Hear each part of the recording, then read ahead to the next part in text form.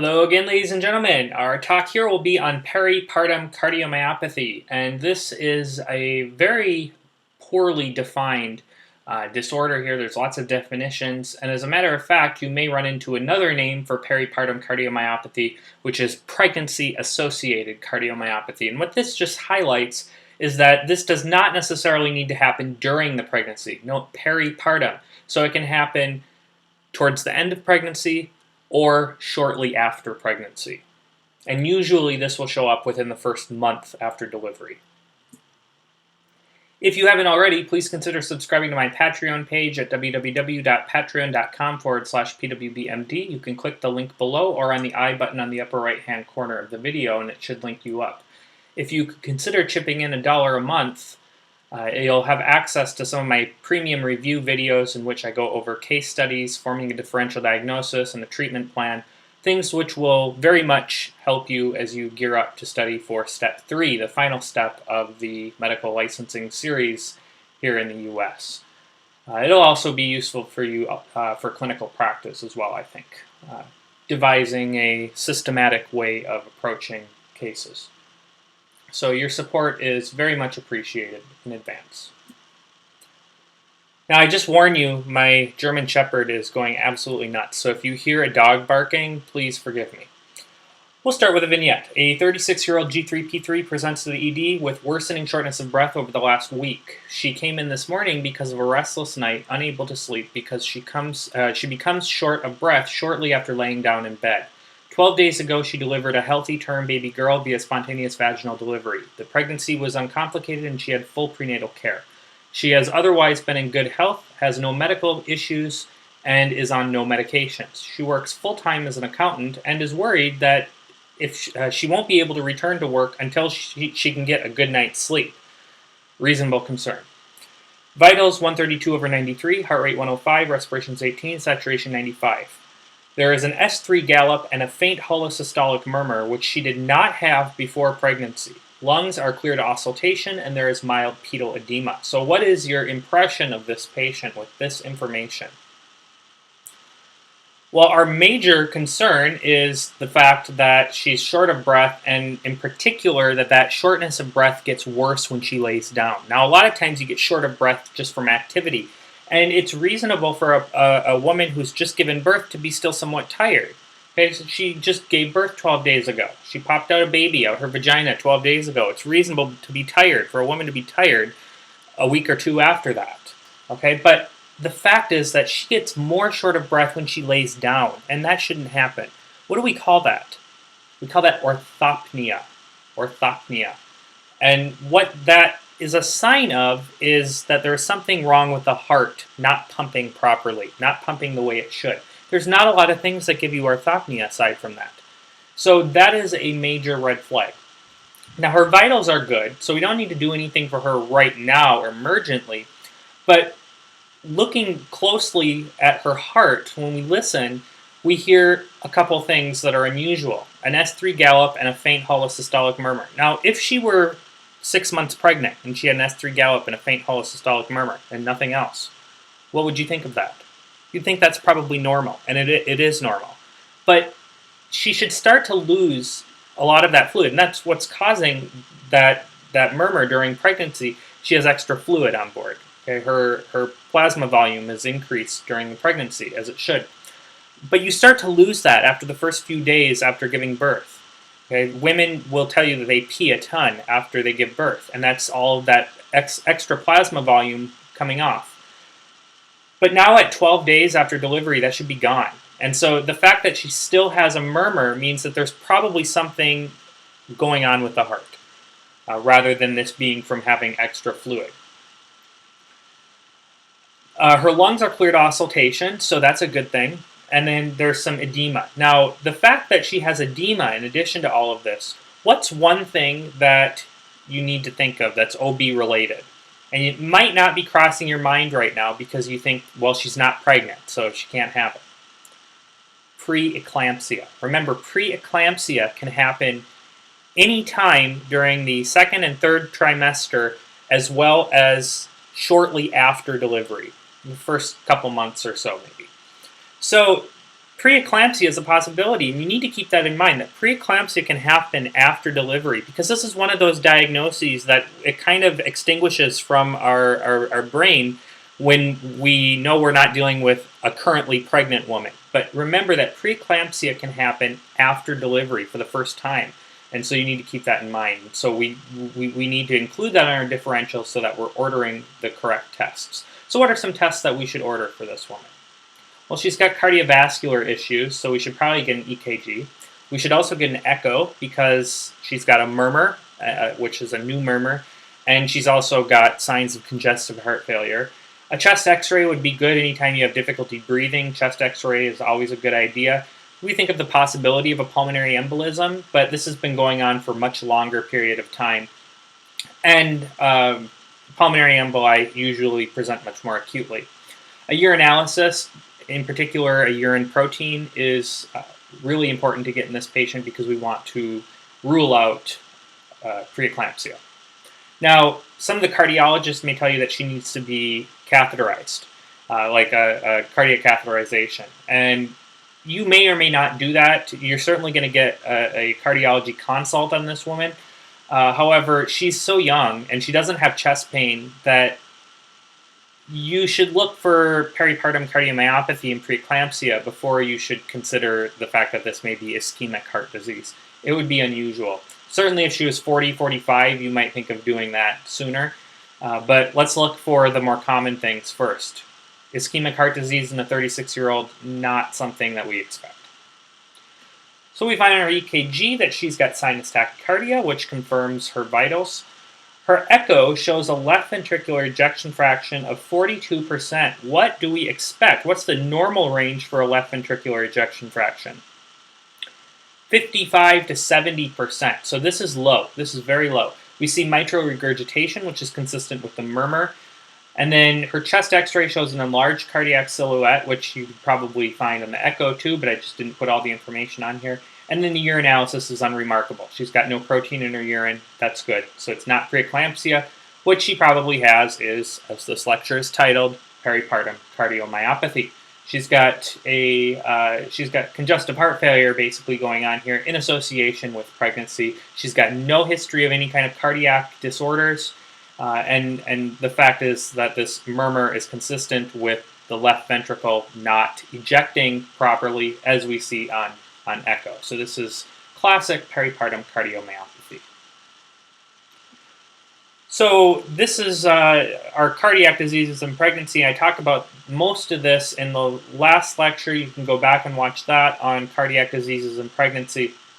Here we're particularly talking about peripartum cardiomyopathy, which is an important one.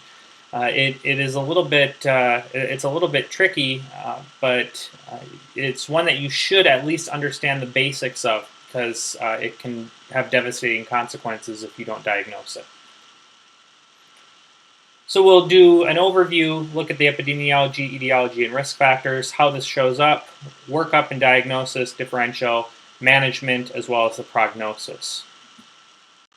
So you should be aware that peripartum cardiomyopathy falls in the high range for maternal mortality risk.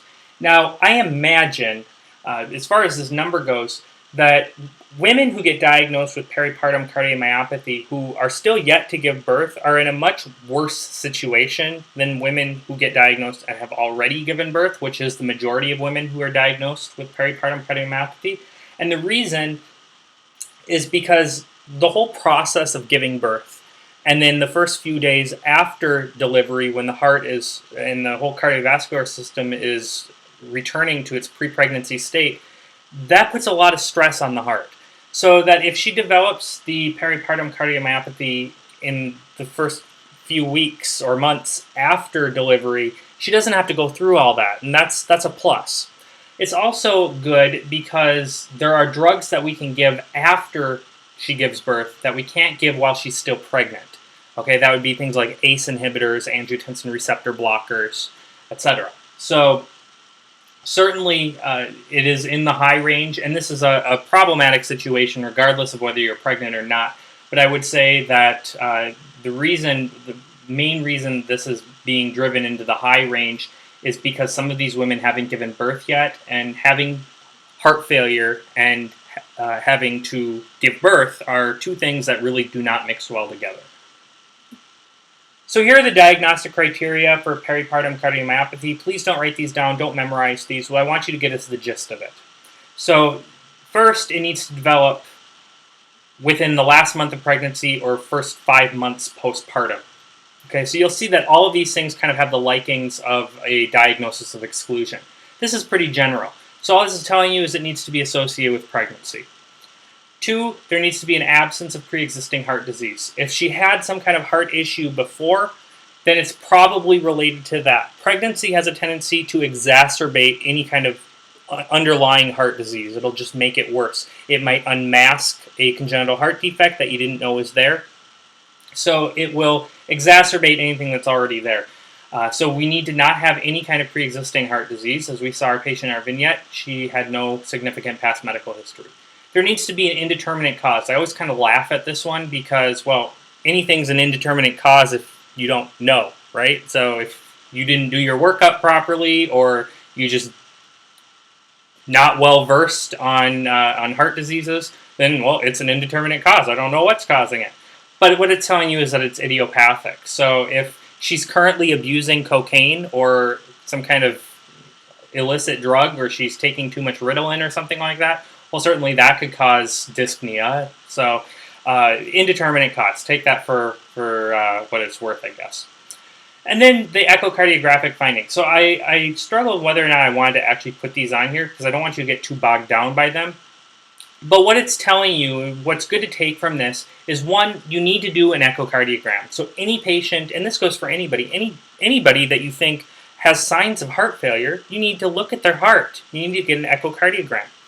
And the echocardiogram is important because it will tell you, are there any kind of congenital heart defects? Are there any kind of valvular heart issues going on? How is the left ventricle functioning? How's the right ventricle functioning? What's the anatomy of the heart? Is it enlarged? Is it dilated? And so those are all good things to know. Now, they have these criteria, and you need to satisfy A, and then you need to have one or the other of B or C or both. So A is left ventricular end diastolic dimension of more than 2.7 centimeters per meter squared. Basically means you have an enlarged heart. M, mode fractional shortening of less than 30%. You probably don't know what that means unless you've dealt with a lot of echocardiograms, but basically what this means is that the heart's not moving the way it should.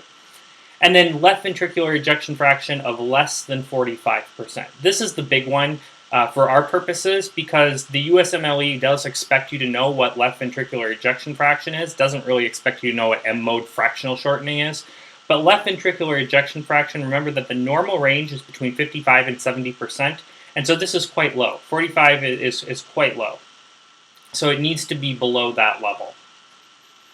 So in other words, basically what the USMLE will tell you is they'll give you a vignette like this. And what they might tell you is that an echocardiogram was done and the left ventricular ejection fraction was 38%. And in addition to that, it was noted that there was enlargement of the left ventricle or enlargement of both ventricles.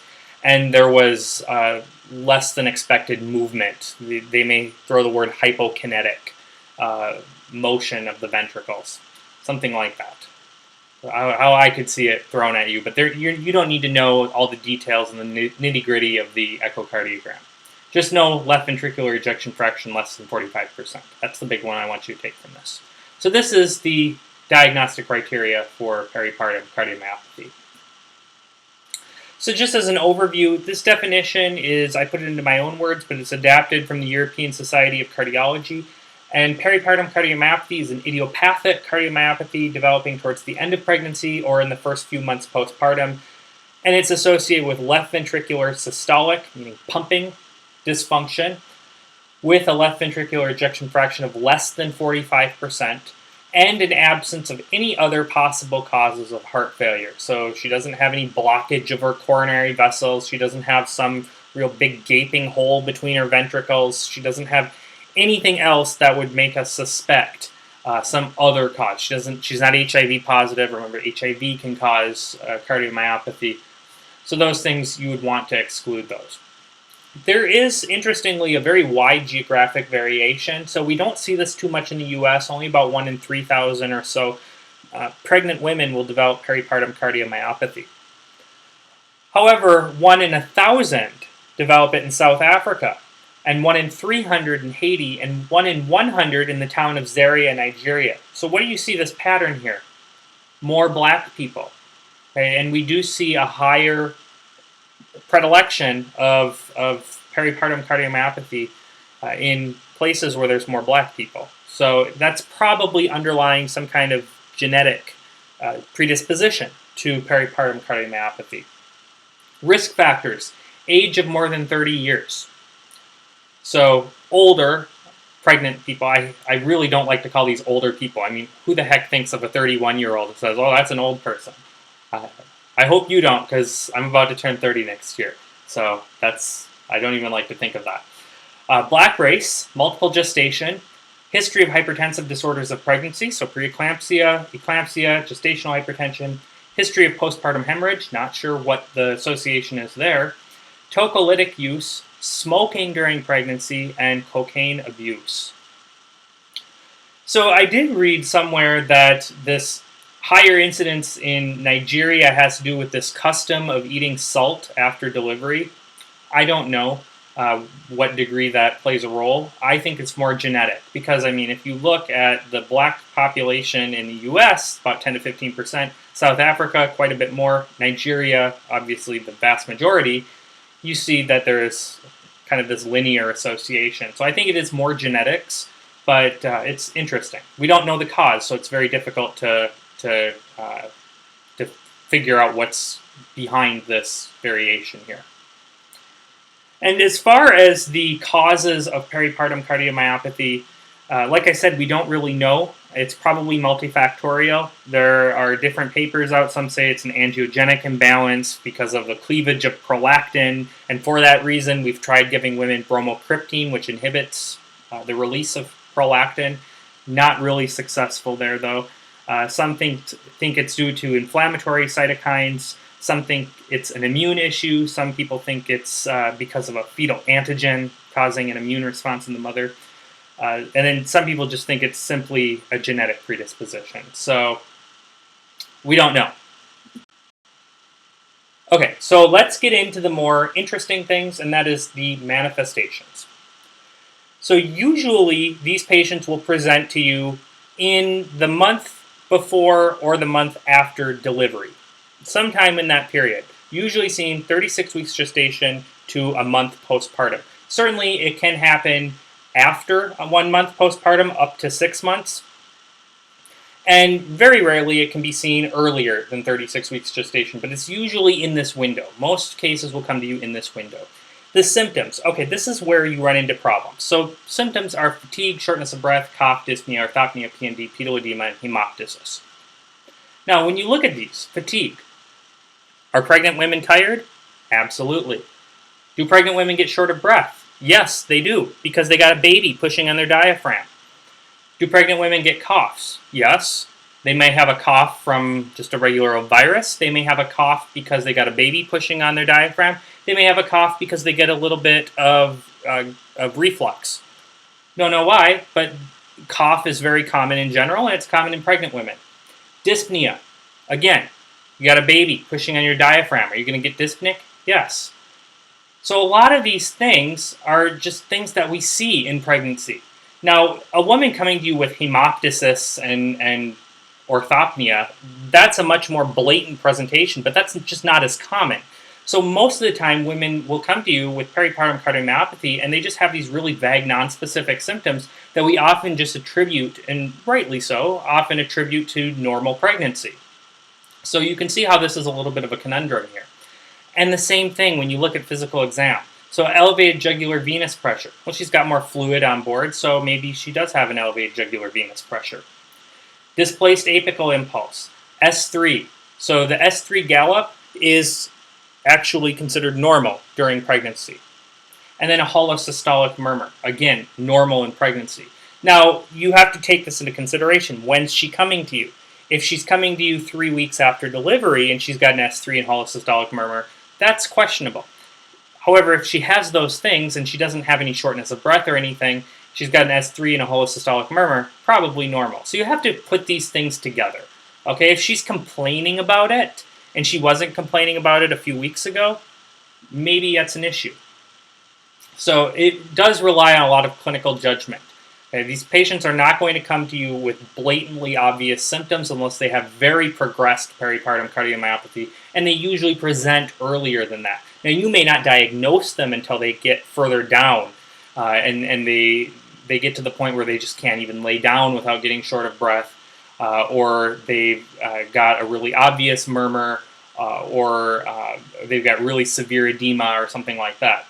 But I want you to take from this that the presentation has a lot of overlaps with just the normal course of pregnancy. And again, like I said, that is a problem. So what's our differential?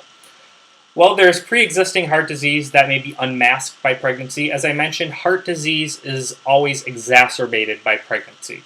So she may have a cardiomyopathy that's not associated with pregnancy that she did have before, but now it's come to light. And this would be something that I would expect if she were 22 weeks pregnant and she came to you with these symptoms. Then it's probably not pregnancy-associated cardiomyopathy or peripartum cardiomyopathy. It's probably just regular old cardiomyopathy that's now gotten unmasked by the fact that she's got extra volume on board. Valvular heart disease and congenital heart defect. If you suspect any of these things, what kind of test do you get? You get an echo. So if you think that is any of these things, it's not going to change your differential. Diastolic heart failure due to hypertensive heart disease. Usually if they have a history of hypertension, a long-standing history of hypertension, then we would suspect something like this. But if she's otherwise healthy, didn't have any health problems before her pregnancy, it's probably not this. It's probably not due to hypertension if she doesn't have hypertension. In this case, you would diagnose this with an echo, and you would see a preserved left ventricular ejection fraction because this is diastolic heart failure. But again, you would diagnose this with echo. Pulmonary embolism. So this would be more acute in most cases. It's going to present to you within a day or two of the event taking place. If you get an echo, you won't see any signs of heart disease. You may see some strain on the right ventricle, but there won't be any signs of organic heart disease. Remember that to diagnose pulmonary embolism, get like a CT pulmonary angiography or scintigraphy or something like that. But then this is a little bit more acute, and echo is not going to show you any signs of heart disease, and certainly the left ventricular ejection fraction is going to be preserved. And then preeclampsia. Preeclampsia typically does not show signs of heart failure on echo unless it's really, really, really bad. But in all cases of preeclampsia, you're going to get a positive urine protein. So that's why we included urine protein or urinalysis with this patient. All right, so our initial workup should include an EKG, very importantly an echocardiogram, chest x-ray. Anytime you got a patient who's short of breath, just get a chest x-ray. I'm not one to be gunslinging labs, but that's kind of a no-brainer. Urinalysis, if you just get urine protein, that's fine too. And then a BNP. Anytime you have a patient that's got heart failure signs, you should get a BNP. Okay, just kind of good rule of thumb. So getting these things would be a good initial workup. Like I said, catheterization, you may consider it in older patients. Definitely in all these patients, you're going to be getting a cardiology consult. They may order that. You should just leave it up to them. And then, of course, you should get it in anybody who comes to you with congestive heart failure-like symptoms who has also chest pain, because in that case, we are really worried about the possibility of ischemic issues. Patients with peripartum cardiomyopathy typically don't have chest pain. They have shortness of breath.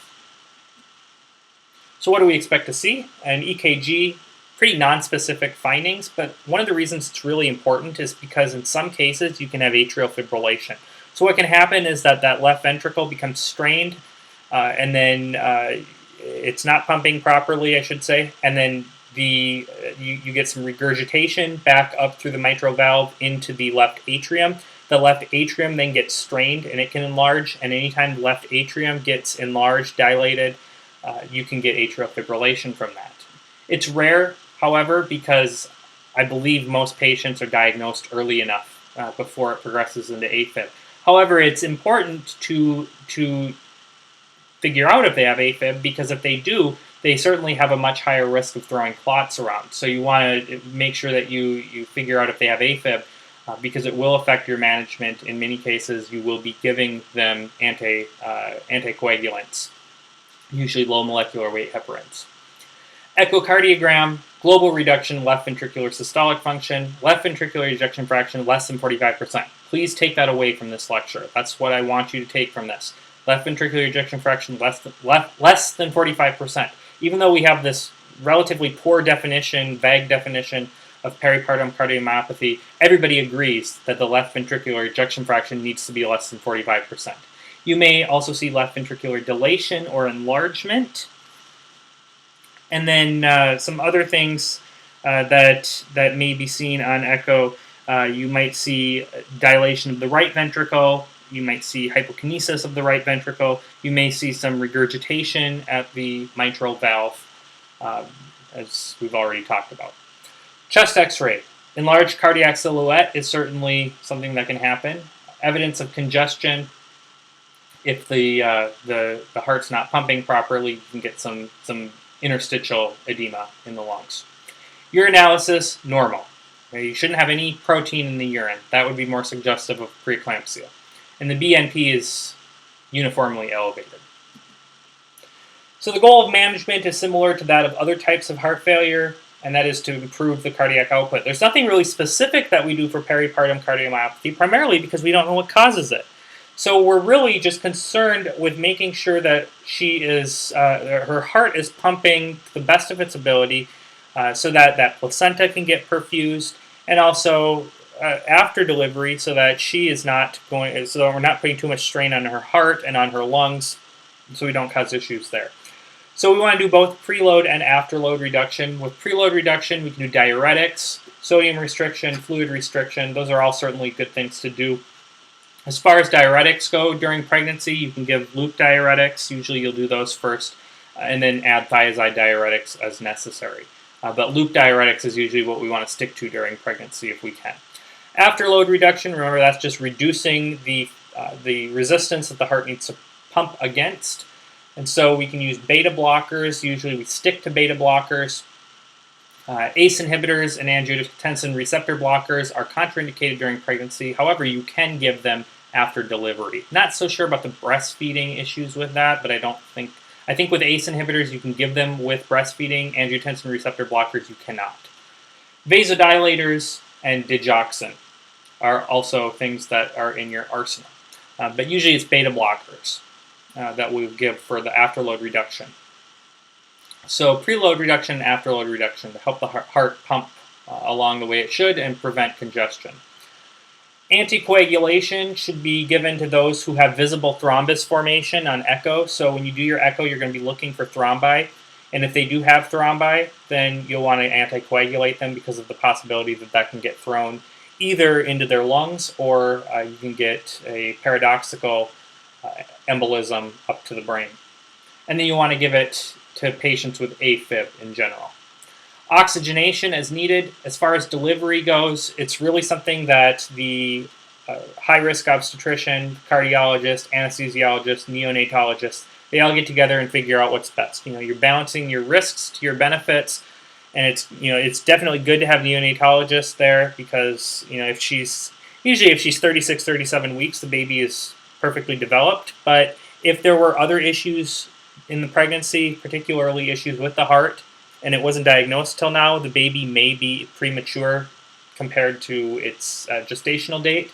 So it's always good to have neonatology on board. You want to have anesthesia there because they're going to alter their approach because of the heart issues, and certainly you want to have a cardiologist there.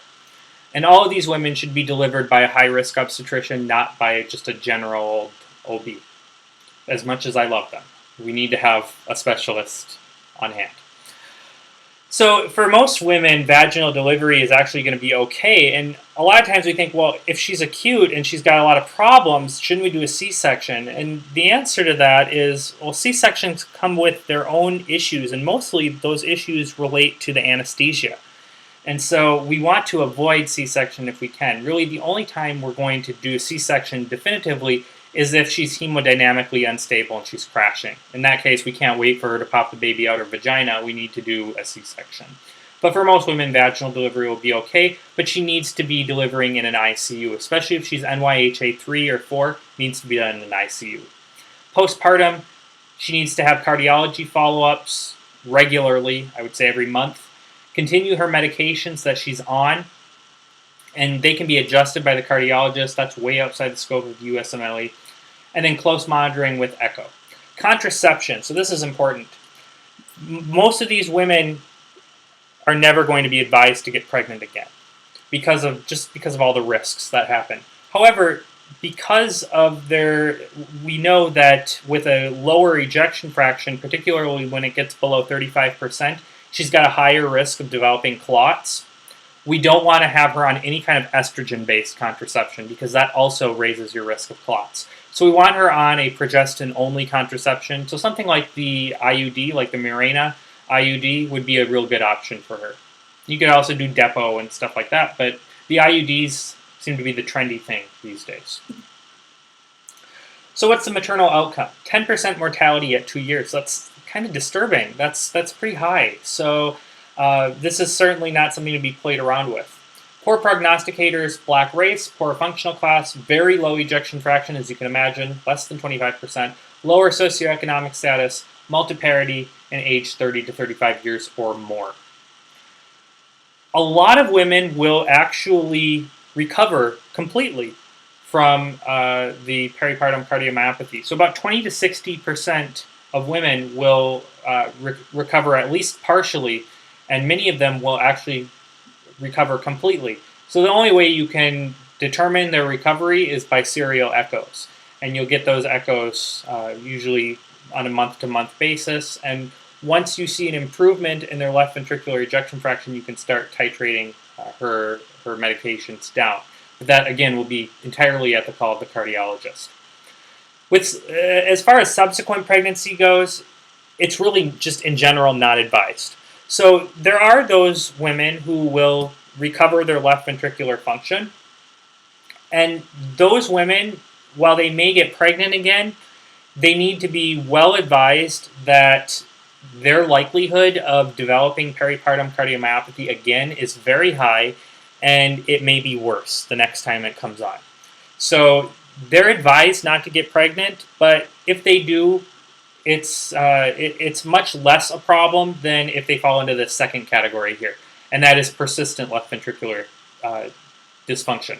So let's say that they now have a ejection fraction of 48%, but they're not recovered back to that normal range of 55 to 70%, so that they still have some persisting left ventricular dysfunction.